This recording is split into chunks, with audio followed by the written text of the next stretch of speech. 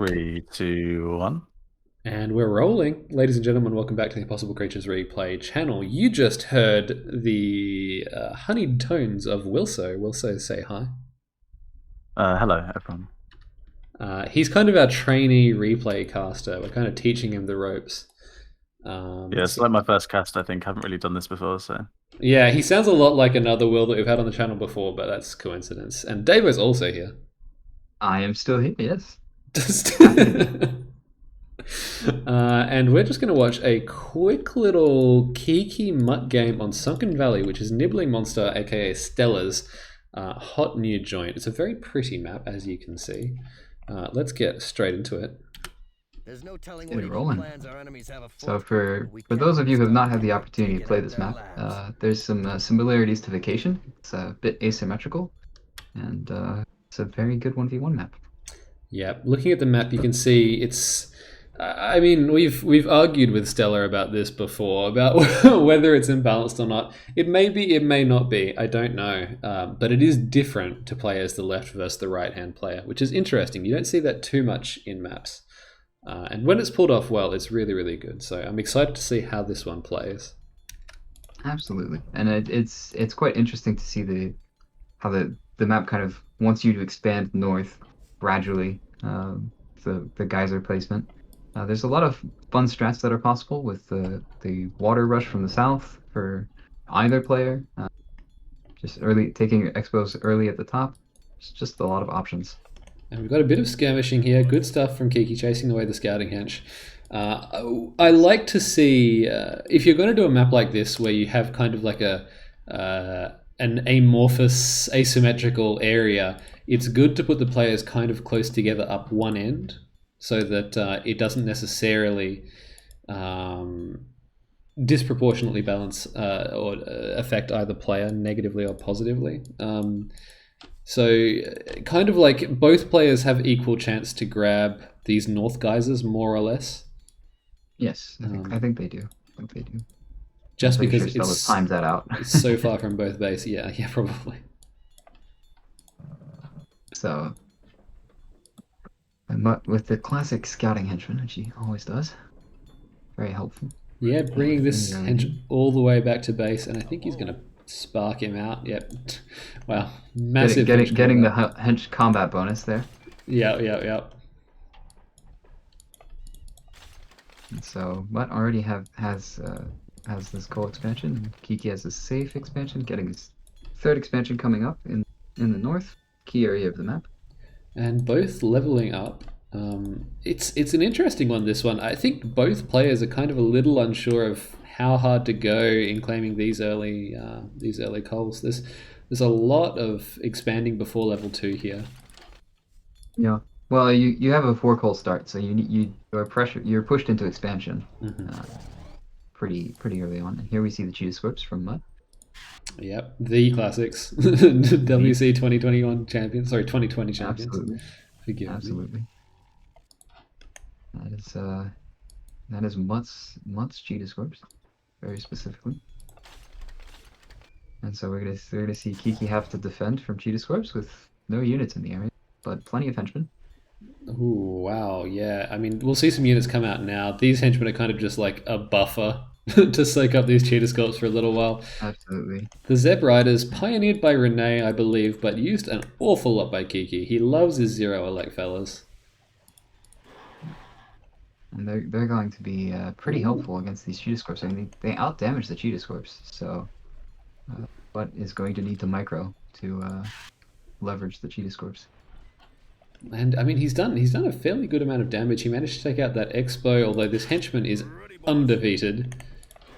Yes. And this The guy's true World Cup 2020 champion. exactly. This guy's are also. Oh, maybe not. Maybe not. I mean, Kiki should engage here. He's got the masses for sure. I guess he's looking for a counter. I don't know. I think he's realized that Mud is just going to be able to kite away. He's been busy with other things. But saving that gen, he just upgraded it. It must sting to lose it like that. Absolutely. He's also seen that Mud has taken the guys he was trying to steal away instead.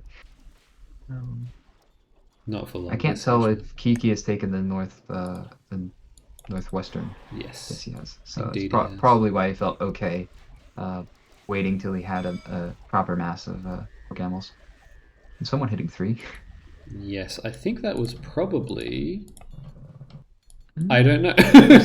It was probably Mutt, because Mutt is building 2 research clinics right now. So Yeah, it was in fact. Here is the pram. Here is the obese pram. yeah, the original pram. Wilso, since you've been out of the loop for a little while, Yagami's recently been tearing the place up with giant prams, but like with the different torso and different head. So like ram with octopus head.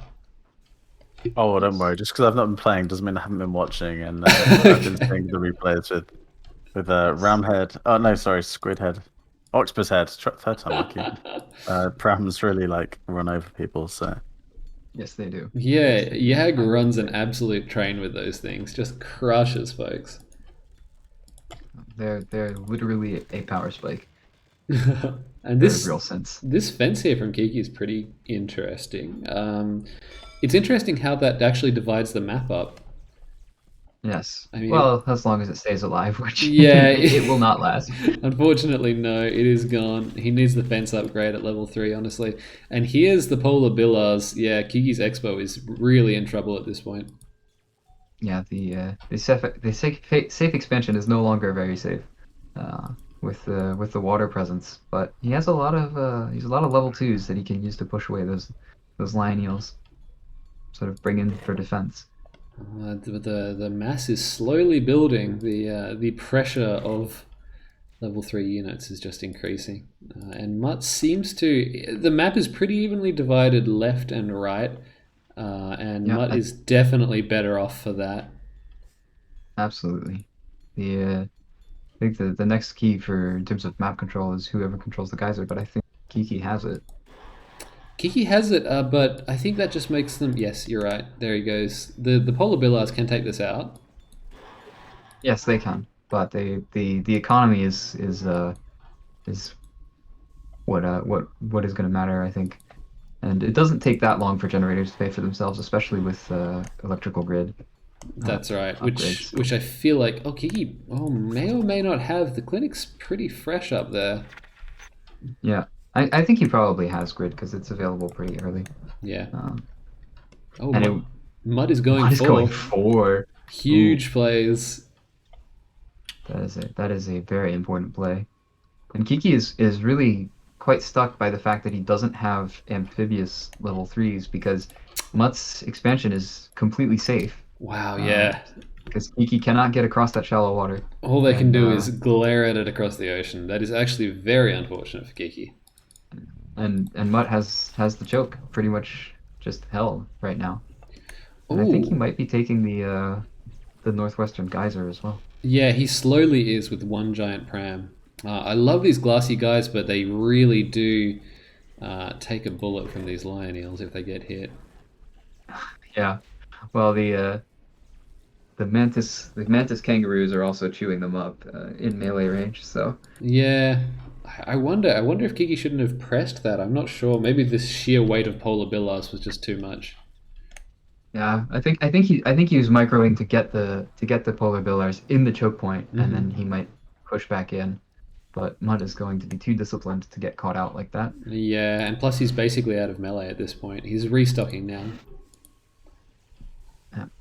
And Mutt looks to be in a commanding position at this point, especially with the level 4 that's going to come up anytime now. Look at this weird symmetry here. Kiki's doing basically the same. Ooh, but as you say, that's Mutt hitting 4. Kiki's only 50% of the way there. This looks very bad for orange. Absolutely. And Kiki's building towers in his base, but those are not going to last against the polar billars. So. And honestly, I like that about the polar billars. I hate this tower meta. Yes, well, they certainly take out towers very effectively, which is the major advantage of rock artillery. They're better against buildings than the other long-range artillery bombardiers. And at this point, I don't think Kiki's gonna be able to last. Even though he hit 4, his economy is very hurt at this point. Yeah, he's basically not mining from base coal anymore. This does feel rough, and it was just not having Amphib, I think, played a huge role here. Absolutely, yeah. If he could have had the amphibious to pressure the island expo, that would have really changed the game because Mutt had the cork in the bottle in the mid choke, and that's gonna be it eventually.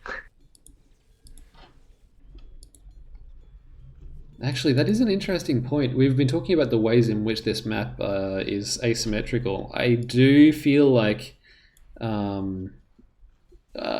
I would much rather, if I had an army with no amphibious units, I'd rather be on the right because then I can staff this with henchmen and build towers. Yeah, absolutely. This seems like the kind of map that if it gets in the game and gets played in tournaments, that you would want to not only be able to pick the map, but also pick spawn on the map.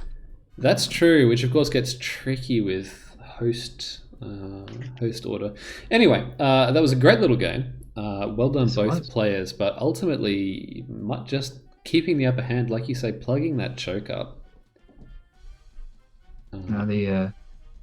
It's where I firmly believe that the expansion by the mid choke is a huge advantage. Well, it's a huge advantage. It's one of the aspects that helps the right hand side player, which obviously gets balanced by other attributes of the map. But he has a bit more closer hench if he wants to support with towers or more chambers and such. It's not a huge difference, but it can matter. All that good healing.